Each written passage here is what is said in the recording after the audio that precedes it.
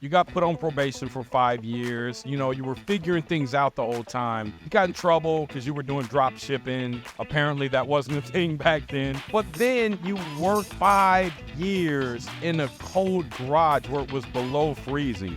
And you were happy though, because you didn't have all this company telling you what to do, right? I struggle a lot with the concept of exchanging time for money, basically, and not being able to work smarter than that. A little over a year ago, I started looking into real estate and came across the BRRRR method. And like you say, I was like, man, this is like a money hack. All right, so welcome to the New American Dream. I got my friend and brother on, Dave Brown, who you're up in Rhode Island right now, right? Correct.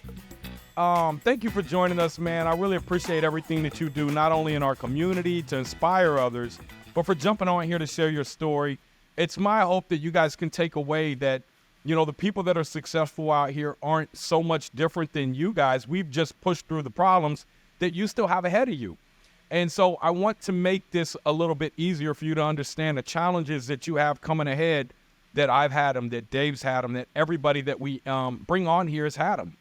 The difference is that we stuck to it. We didn't start over whenever we ran into a problem. One of the biggest things I see as a problem in America is people will spend years going towards something, and when it gets too hard, they'll stop and they'll start over and go to something else. You're going to have the same learning curve ahead. And so, Dave, thank you, man, so much for jumping on, brother. Yeah, thank you for having me. Excited to be on. Man, I'm excited to have you, brother. So let's just jump into it, man. How were you raised up? I know you came from a very wealthy family up there in Rhode Island. Your dad owned a hedge fund. Yeah, not quite. Grew up in the Ozarks in Missouri. My dad is a welder. He built docks. Mom, she's had bad health almost all of her life, so she left the workforce pretty early. I think her early 30s. She's still on permanent disability. Pretty poor family. I think fortunately, I very early on, I was pretty enticed by entrepreneurship and computers. At 15 years old, I started a computer business that kind of paid for my own kind of living, to have a car and stuff like that as I was, through my teen years through high school. Kind of started to pay for my way into college, but I quickly learned I didn't have time to work and run a computer company. I stacked up a bunch of credit card debt, and I was stupid. I was 18, and I actually I ended up hacking Hewlett Packard. I stole some money from them to pay my debt. I got caught, went to jail. Wait. How did you hack into that, man? Long story short, they had a new LaserJet printer. I was working for the college IT department, and there was a problem with their toner cartridges. So they had created like a web form basically to submit information so that you could get a new toner shipped out. And these were pretty expensive toners. They're like $300 a piece. Yeah. And I had discovered a vulnerability in that form that basically allowed me to, I would sell a toner on eBay, and I would do what's called SQL injection into their database, and it would allow me to basically ship the toner without really submitting a formal application for it to these people that were buying it on eBay, and then I would get paid for it. So this is the original inventor of drop shipping right here, man. Yeah, you can call it that. Oh man, that's ingenious, man. So yes. and so you probably school was probably really easy for you then, right? It was fairly easy. I'd say my biggest challenge was being interested in learning all the theory and stuff. You probably weren't challenged much, were you? Not really. No, all the theory and stuff I did not really like. So yeah, I'd say, being challenged and really just creating businesses was what I was passionate about. Not really, learning all the theory and stuff. Um, but yeah, so I was faced with a pretty big federal crime. The Federal? judge, Why was it federal? because I was using the post office to ship the product. Oh, wow. So the judge definitely had mercy on me. I had never done anything in the past, and so he, I got 5 years probation. I had to pay all the money back. It was about $13,000. Um, Wow. and that was a big eye opener for me. Yeah, I had a big mind shift about like what was important. Back before that, I was like any teenage kid. I thought material possessions were important. I wanted to look cool. I wanted to have a cool car. That was what racked up all my debt on my credit cards. Yep. So coming out of that, I had like a 500 credit score. I had I don't know, $25,000 in debt on credit cards that went into collection, whatever. Didn't really have anything. Um, but I still had my entrepreneurial drive. Hmm. Um, And how old were you about this time? Maybe 20, 22? when it happened, 18, and then went through college, whatnot, finished college, and then I moved to Colorado, and that was about the same time that I got off probation, Probation? and I was kind of in the clear, if you will. Um, I got a normal job as a software engineer. Kind of immediately quit it because I was just depressed from working in an office. It was good pay, but it wasn't me. It was super depressing. I quit. Yeah, I was renting a house in Colorado, so I moved into the garage. Which I had a little office set up in there. I had a glass of water on my desk that sometimes would be frozen for a couple weeks at a time. I rented out all Why, the other why was it rooms frozen? because it was cold as hell It was just that cold where you were working? in the garage. Yeah. Wow. Um, but so I rented out the sublet the rooms out, and started working on an idea for a startup company. And I spent about eight. Well, first I spent about 5 years doing that. Didn't really do much. Didn't make a dollar. But I kind of believed in it. And then my wife now, we were just dating at the time. We unexpectedly got pregnant with our first kiddo, and then I had to get another job again, a real job, to pay bills and whatnot. And Yeah, yeah. so I still kept up with the entrepreneur stuff because that was really kind of what kind of kept me sane. So I'd do my 9 to 5, and then work from I'd hang with the kids for a couple hours and work from like 8 to 2 a.m. or so. Wait, Um, wait, wait, wait, wait, wait, wait. For everybody out here that's saying something's hard, I want them to hear what you went through. So, you got put on probation for 5 years. You were figuring things out the whole time. You got in trouble because you were doing drop shipping. Apparently, that wasn't a thing back then. But then you worked 5 years in a cold garage where it was below freezing. And you were happy, though, because you didn't have all this company telling you what to do, right? But you weren't making any money. And who in their right mind would do something for 5 years? Somebody who found a passion and believes in what they're doing. So the only thing that pulls you away from this is like, yeah, I got a kid on the way. I'm going to have to get a job. Okay. But you worked a full-time job. Then from 8 to 2 in the morning, you would come and work on this company again, right? yep. And how many days a week did you do that? 7 all the time. So this is the real recipe, everybody. For those of you that are saying, well, it's Friday night, I kind of really don't want to do that. It's like it's 5 years of sacrifice or 50 years of struggle. That is really the recipe, man. Because if you keep leaning on that goal every day, 7 days a week, so tell us how many years more after that 5 years and you were working full time, and then getting off work, spend a couple hours with the family, then go back to grinding again, work until 2 in the morning. What time did you have to be back up at night? I mean, in the morning. Pretty early, normally 7, 8 o'clock. So you're sleeping 4 or 5 hours a night. You're doing this for how long? Well, that company, I finally said it's not going to make money. I started on a new company, a drone company, and I got lucky, but I spent 2 years building that one, and then someone approached me to buy it, and they acquired the company for a life changing amount of money, and this was in 2018. Dave, let's back up, brother. You didn't get lucky. Yeah. 5 years of working for free is not luck. Then working a full-time job and coming in working from 8 o'clock to 2, there's no luck there. Yeah. That's fate. That's destiny, right?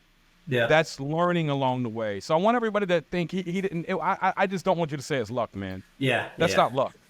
That's you being resilient and going, pushing on that goal, man. And then, like you said, life-changing amount. But that was something that you did for your family. But what drove you to do that? Was it thinking about your father being a welder and seeing how hard that was on him? Was it your mom seeing what she went through? Like, what was it that made you decide, like, no matter what, I'm going to make it? I struggle a lot with the concept of exchanging time for money, basically, and not being able to work smarter than that, and somehow leverage, whatever it is you have to make passive income or whatever.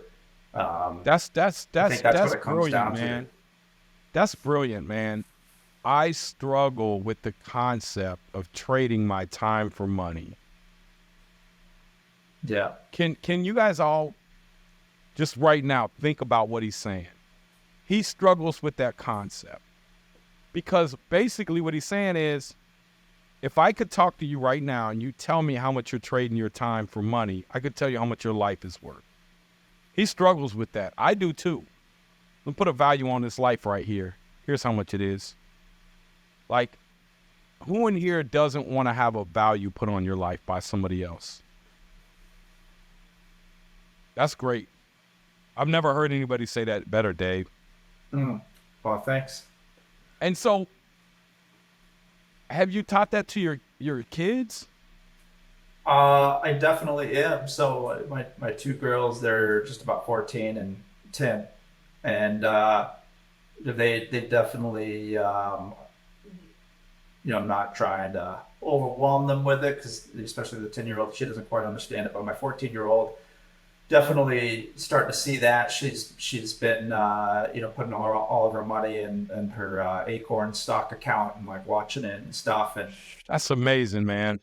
yeah, as soon as she's old enough, I talked to her about how, like, we have a college fund for her, but if she doesn't want to go to college, or she gets a scholarship, she can take that money and buy like a duplex, and she can live in it, house hack, Yeah. kind of start doing the same thing.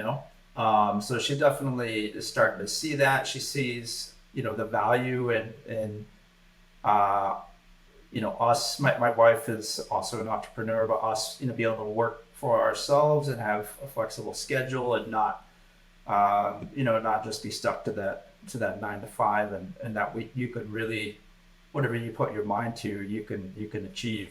So they're definitely getting a good dose of that for sure. Man, that's awesome, brother. And so there's a book that, if you got time, man, it's called Weapons of Mass Instruction. Have you ever read that? I haven't. It's about the schooling system that we have, and it's about how our schools indoctrinate our kids to give away the rest of their life to these companies, and how they don't teach them to be like you. Like, you thought outside the box. You went to college, but you were like, you saw loopholes, right? I could see that in your head. You're thinking like, hey, man, look at this loophole right here. Wow, I can get free printer cartridges, and I can send this form in, sell them on eBay, and have Hewlett Packard send them directly to their house. right? And so I used to go on eBay. I'm like, man, things are so much cheaper on here. I wonder where people are getting them from. Well, we found out, right? And Yeah. so, um, man, but that's ingenious though. But a lot of times, what we deem as criminal, which I'm not saying that wasn't criminal, the minds is just not thinking stagnant like what they want you to learn. And so, I would just challenge everybody in here, man, to challenge, not challenge, but think about what they're teaching your kids. Think about what we're teaching them. Think about what society, what the purpose of them is. Because if we start to think about the path that they want everybody to go down, then they're going to end up with the normal life. And the normal life doesn't look very good. It just doesn't. And so, like you said, you got a life-changing amount. So when you say a life-changing amount, like, guys, we're not talking about $1 million. $1 million isn't, like, that's not, a lot of times, like, that's not it. Like, and once you did one startup company, now you can do more if you want, right? Yep. Although that's why I'm in real estate now, is because I didn't want to sacrifice all of that time again for something that it's kind of in the tech space anyway. It kind of can be like a roll of the dice on whether or not you succeed and whether you can raise money to stay alive, or if the market shifts. It's like 1 in 1,000. Yeah, the stability. Right. From the acquisition, I had taken that money and I put it in the stock market, and it was a passive investment. I didn't think about it, and it's done. It's done awesome. We own a ton of Nvidia. I've got like 2,500% returns in 5 years.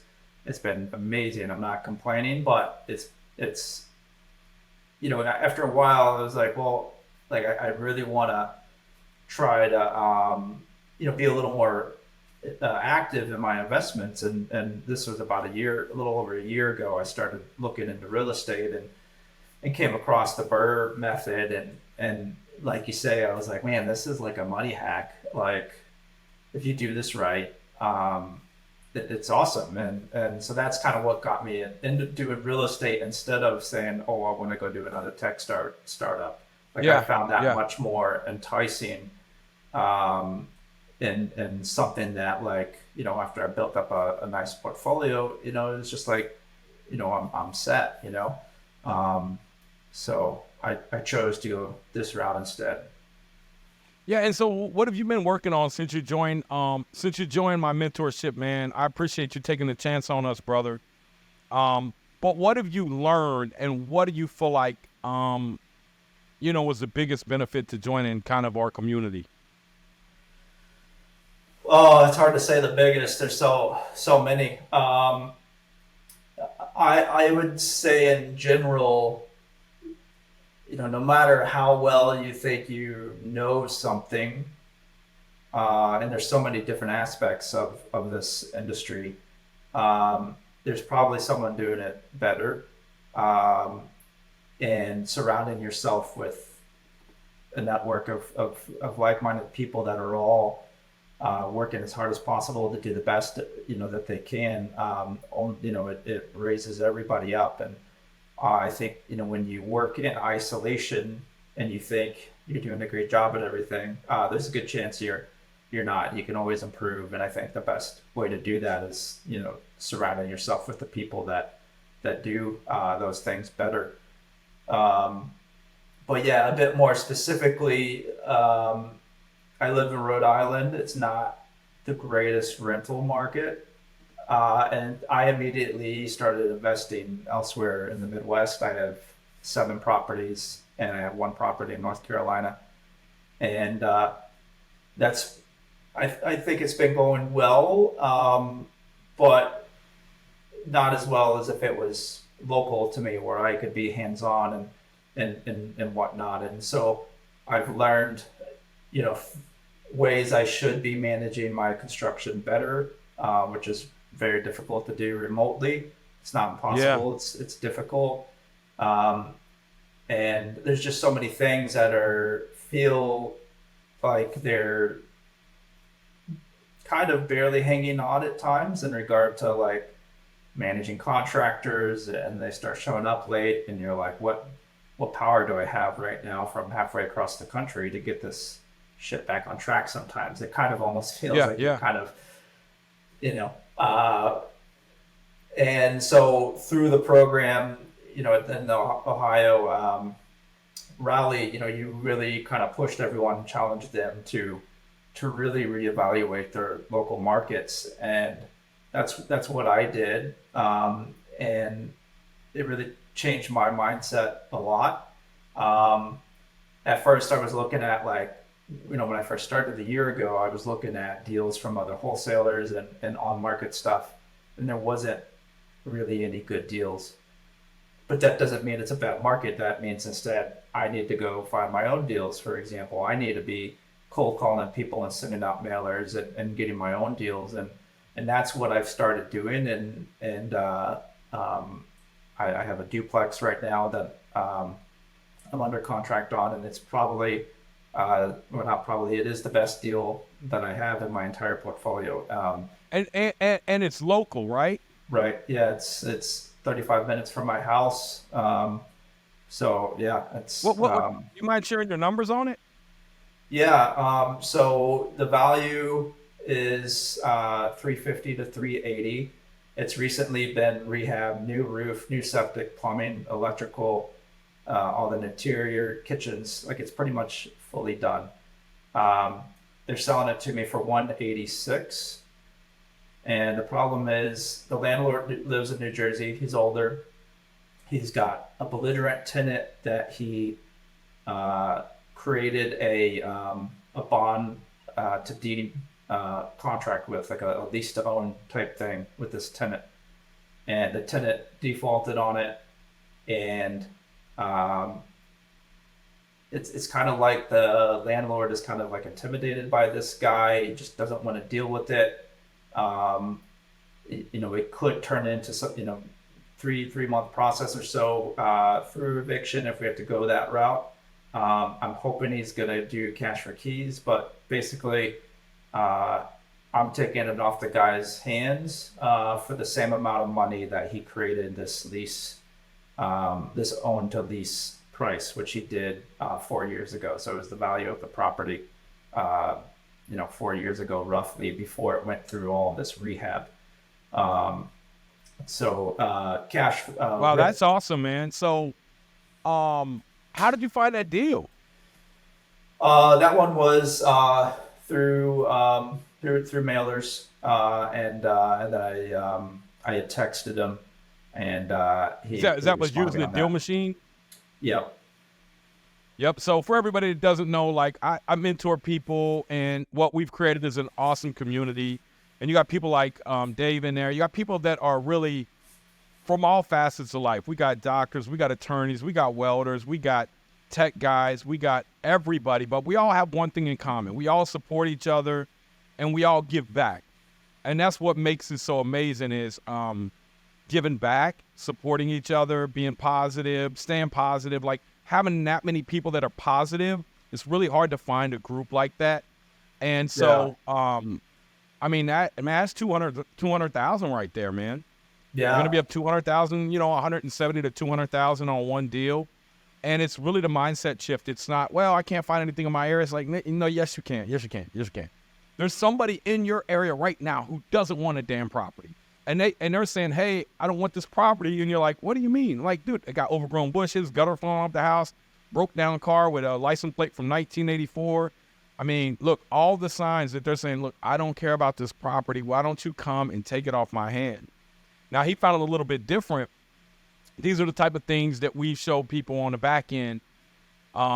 Because honestly, man, it like the stuff that I learned, like when you talk about learning from somebody, like it would be like me. If I wanted to do tech, I'd come in and pay you.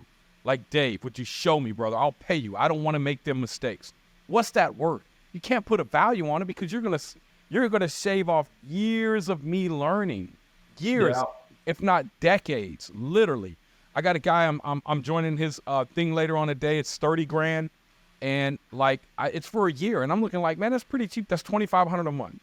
2,500 a month for me to be able to call somebody and talk to their attorneys, talk to their people anytime I have a problem. It's going to move me ahead. So what I'm telling everybody on here right now is if you want to be successful, get around the right people, get around people that can fast forward and hack you, because the mistakes are so expensive, man. And just remember that you can do anything you put your mind to. And I don't care the market. I don't care if you're in Seattle. I don't care if you're in LA. I don't care if you're in Rhode Island. The more you think something is possible, then the more it's going to be probable. Because first you have to think it's possible. So congrats on that mindset shift, brother. Yeah, I appreciate it. Thank you. Yeah, so what's next for you, man? Like, what do you have a goal? How many properties you want to get up to? I have a net income goal, about $20,000 a month, is what I'd like to get to. I don't really have a number of properties, whether that's through larger apartments or whatever, but that's what I'd like to get to. That's kind of a lifestyle that we live with, a little bit of extra for fun. And otherwise, my main goal is just capture as much time as I can doing what I want with who I want when I want. Own your life, man. So that's what we say. That's why I created this shirt here. Burr your time back. And that's it. That's exactly what I want people to understand is having more material items isn't going to make you happy. But being able to live a life where you have freedom and peace and you can move around, to me, that's happiness. And look, man, I'm not saying that, hey, you go buy this big old boat, but I'm just telling you, man, that what I found after making, like millions and millions and millions of dollars and being able to make money really easy, that the peace comes from being able to not have to do anything if you don't want. And so if that's $20,000, brother, you can get there. Let's make sure we put you a path to get there. You're crushing it, man. I'm proud of you, brother. So what's next? And what can you tell people, like, the journey? Because you make it sound easy, but I know that there were times where you beat your head up against the wall trying to figure this stuff out, man. And so can you share some of that? Because I want people to know that it wasn't just Dave just went through this little stuff he was talking about. Like, there were probably, like, barriers that you really had to break through mentally, right? Yeah, I would say when I started with real estate, I'm a bit more fortunate than a lot of people because I do have a bit of a safety net from my tech acquisition. But and even so, it's like you don't want to buy something and realize it's a bad investment, right? And I'm not acting like I'd have a bunch of reserves to screw up. Like at the end of the day, like I want to be as close to a good burr as possible that I'm able to get all my money back out and repeat. And if I can't do that, then I'm not doing it right, and I'm not going to continue doing it until I have confidence that I am. And so, right now, actually, my brother-in-law, which I've suggested he get in your course. He lives nearby, and I've kind of got him into real estate, and I'm kind of showing him the ropes a bit, and so his kind of fears right now are kind of active in my mind as some of the similar ones that I've had. What were them, man? So, well, for me, particularly investing remotely was quite difficult, but even locally. Before you know about construction, right? Like you don't even, you have no idea what things are going to cost, how to do it, if you're going to get screwed over by these people, and how you're going to manage it. And is it really a good deal or not? Just all the numbers, right? And which your guys' program amazingly breaks down, extremely well. So, I think that's a big part of it is really seeing a good deal and having faith that something is a good deal when it's sitting in front of you. And likewise knowing when it's not a good deal. It can be, I think, pretty overwhelming to see all these properties and sometimes feel like you're just, shooting at random targets or something, when you don't Yeah, yeah. really know what's what. And so when I started out, I think one thing I had down fairly well was I knew the numbers pretty well, rehab well, things like that. I bought in Detroit. The thing I didn't have down super well, which you helped me understand a lot better, was perhaps Detroit wasn't really a market that I wanted to be investing in. Uh, I'm not saying I don't have any faith in it for it to turn around, but I'm putting a little bit of faith in that. I think fundamentally the numbers aren't super strong there right now, for what makes me comfortable. So I'm kind of winding down that area for now and going into stuff that has better appreciation and Nah, focusing Dave, on look, that. man, it's simple. It's simple. You're a car. You like cars? Yeah. Like, what kind of cars you like? I like classics, and I like everything that's kind of unique. I'm a big fan of classics. I have an old four-wheel drive Volkswagen Westfalia camper bus. So yeah, old cars. I'm a big fan of. All right, so let's just go back. I want to tell you guys what Dave's talking about. So we go back in 1971, and they got a 1971 Hemi Cuda convertible. Would you know that car? Maybe you do, maybe you Oh don't. yeah. There was only a few of them made. They're all multi-million-dollar cars now. And then you got a 1971, just a regular Cuda convertible, right? Now, both of those cars you have to clean. Does it cost any more to clean one than the other? No. Both of them you have to keep insured. Both of them you have to keep garage. Both of them you have to kind of keep the gas going through them. So you do that for 30, 40 years, right? Now, one of them you paid a little bit more for to acquire when you bought it than the other. But one of them is now worth a life-changing value, and one of them is just meh. That's what happens in real estate. It's going to take you the same amount of time, energy, and effort to manage and hold on to this asset that is going to, is it NVIDIA stock? Is it any harder to manage NVIDIA stock versus, let's say, just another run-of-the-mill stock? No. So if we do our research on the front end and we figure out, hey, I think I want to get this one, and here's why. So what I actually really do, and Dave, I'm going to come out by invite only later on this year. I always told people, I've had so many people ask me apartment support. I said, look, man, I ain't doing that. My goal is to get our courseware is so good, and we've created so many millionaires where then if they want to go to the next level, I'll take them. But I will show you guys how to become billionaires. Like, I literally will show you guys how to find these deals, how to find these larger deals. But it's got to be people who are really committed, because it's going to take a lot of my time to come in and show you guys that. But I'm committed to, when people join mentorship, man, to getting them there. Like, really, like me, Jarius, and the whole community. Like, we want to see everybody win. Everybody wins at different levels, right? But the thing that you're talking about is the most powerful thing I've seen. It is compounding appreciation.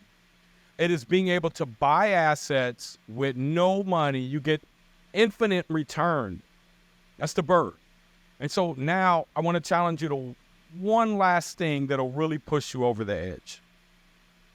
Don't do a deal if you're not able to burr it and walk away with cash. I want you to be greedy.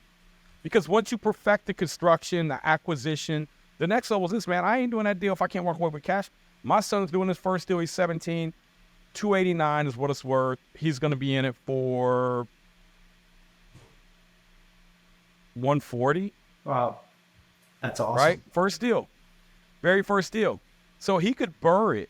And he could probably pull out about all his cash plus 40 to 50. But the problem is he's going to leave $100,000 equity in it because of the debt service coverage ratio. So I'm going to show you guys like the advice. Everything's not worth holding. And I'm going to show you why. Because he could use this $100,000 extra to go out and buy a $400,000 asset, put 25% down, push that 400 to a 550, go and burr that. And so it's about the exponential growth, right? And so, you know, that's kind of the next level. But, you know, get you a couple deals. Maybe you're just doing the perfect burr. But don't think in your mind and settle there.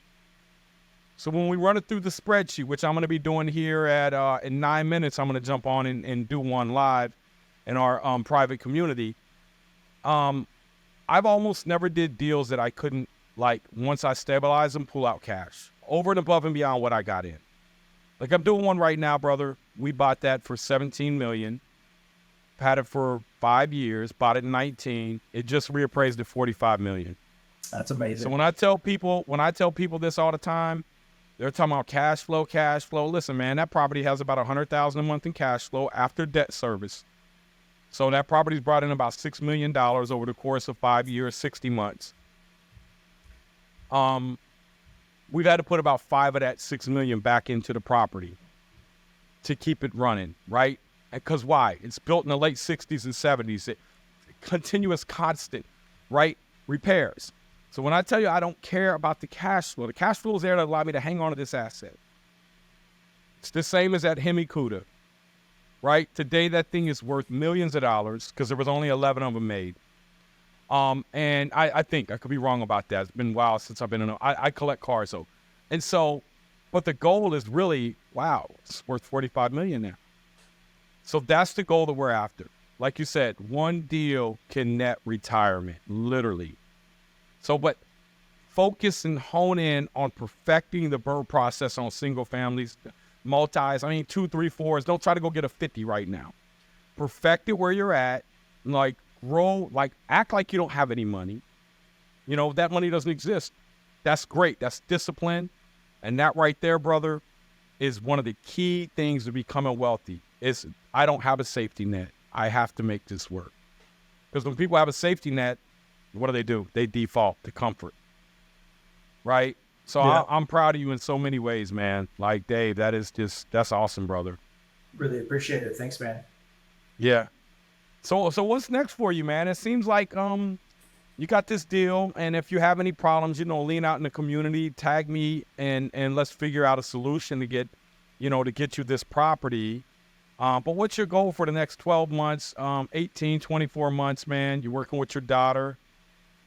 Really proud of you for getting her Acorns account, man. That's great. Yeah, appreciate it. I think now that I'm working more locally, I'm working on getting vertically integrated, and just kind of optimizing that framework, and just getting things in place to scale and run a quality business, and just keep trucking along. I think at some point I am eager to get into bigger stuff. I don't want to do it too soon, but I do look forward to the day where I feel it's the right time to start jumping into larger commercial stuff and larger apartments and whatnot. So that's kind of my high level outline, I suppose. So next 12 months, man, what are you going to take down, brother? Hopefully, hopefully I can do 15, 20 properties a year around here.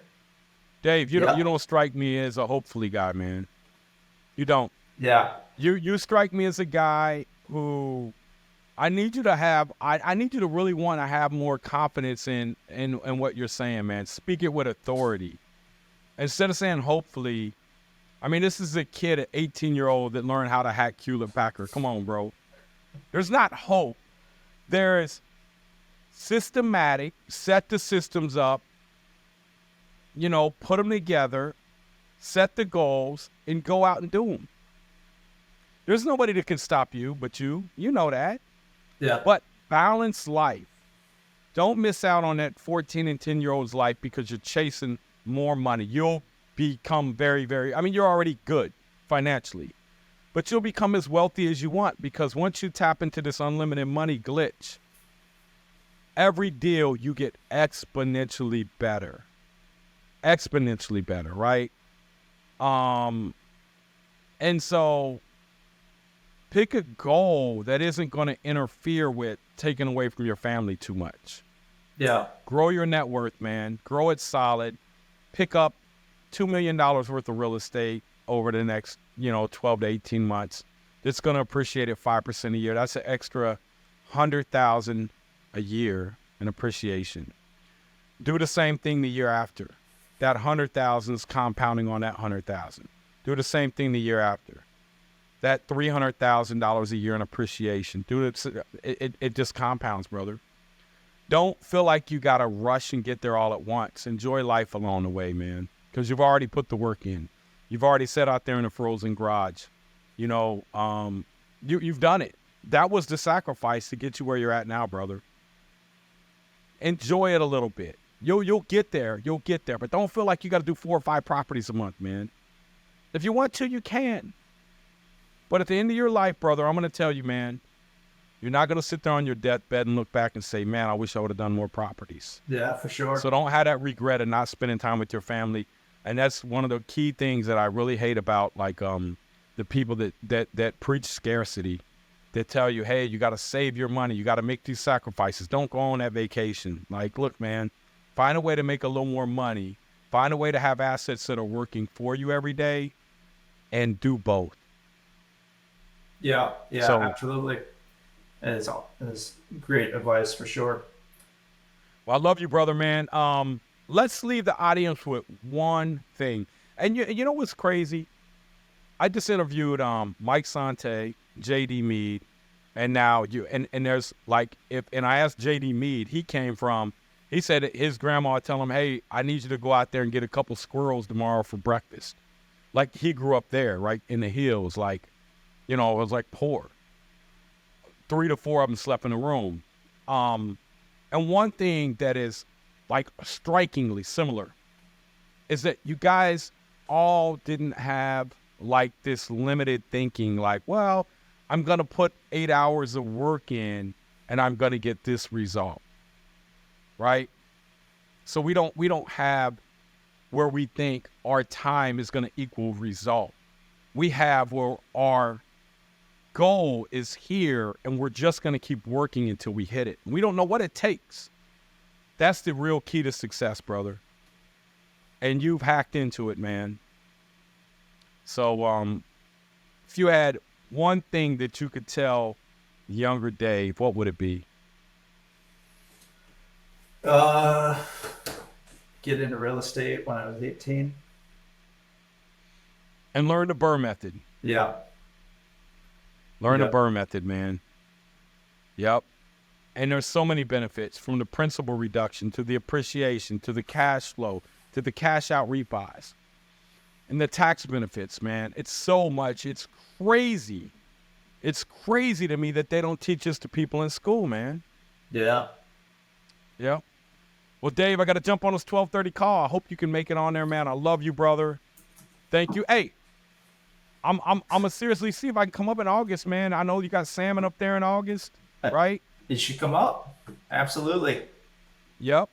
So, all right. Well, thank you so much. Hey, we're going to get this podcast over to you too, man. Get out and share your story a little bit more, man. If you can on social media, share your story. Thanks again for jumping on this. And I'm sorry I was running late, brother. Oh, it's all good. Thanks, Nate. It was great to chat with you. Looking forward to the next You too. call. I love you, brother, man.